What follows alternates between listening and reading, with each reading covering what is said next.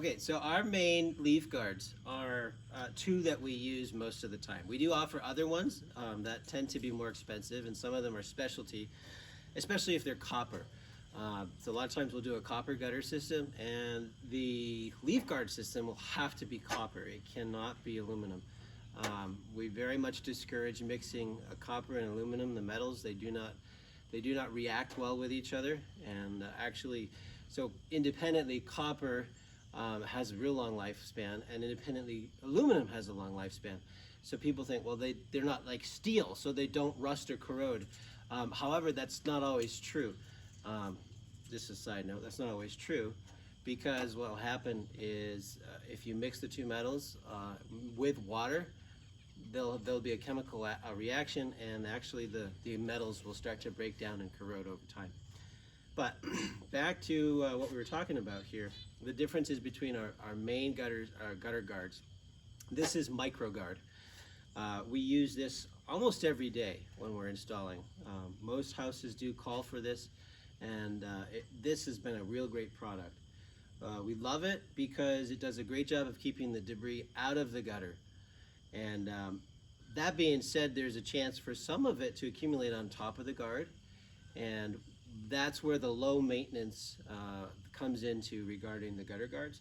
So the low maintenance will be periodically going around and sweeping off the tops of the guards. I tell most people what works really well, and we do it, is we recommend people buy their own extendable poles, but if you buy an extendable pole with a brush head on it, what you can do is effectively walk around your home and sweep off your guards from the ground.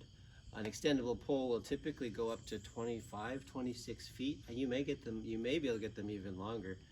And what that does is it affords you to stand on the ground and walk around while sweeping off the gutter guards.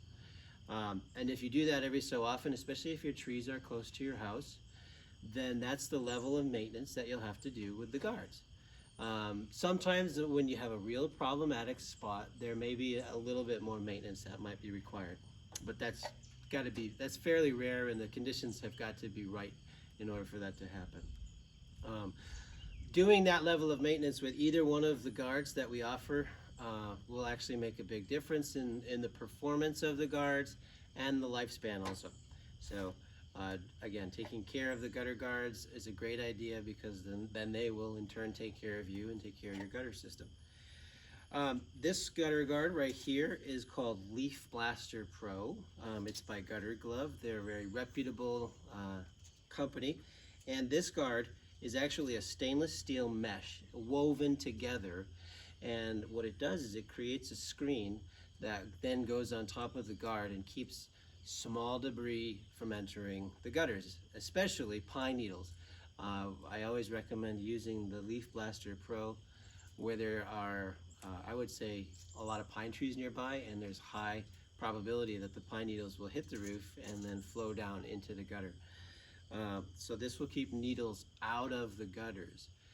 Again, however, you just have to do your level of maintenance and going around and sweeping things off, or blowing them off. There's different ways you can do it, but if you don't want to get on the roof, then certainly having an extendable pole and doing that level of maintenance from the ground does a great job. Mircoguard is great, I say, for almost everywhere else that doesn't need pine needle protection. And out here in the Northeast, there's a lot of places that need pine needle protection. But in order to save a few bucks, it's not a bad idea to go with a Mircoguard if you don't need that protection from pine needles.